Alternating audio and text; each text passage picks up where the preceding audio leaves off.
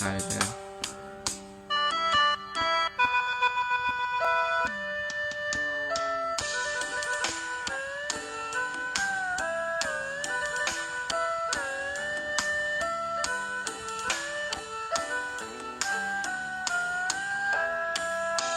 สาวเล่าไตเฮ็ดบาปหัวใจ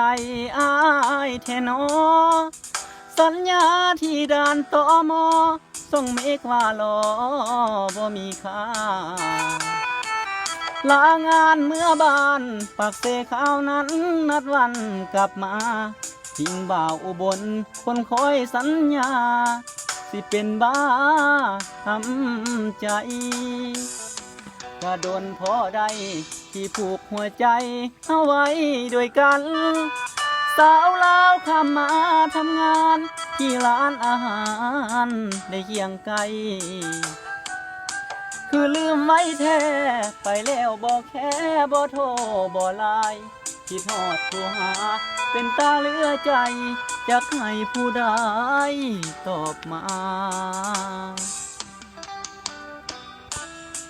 หมายเลขที่ท่านโทรหาบ่สามารถติดต่อได้ในขณะนี้กรุณาโทรใหม่ในภายหลัง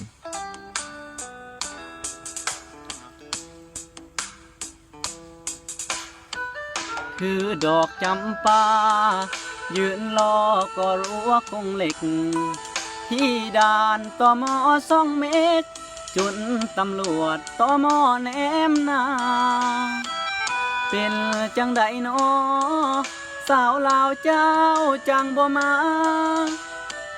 หรือบ่าวลาวตายจุงเข้าพาควนแล้วนะ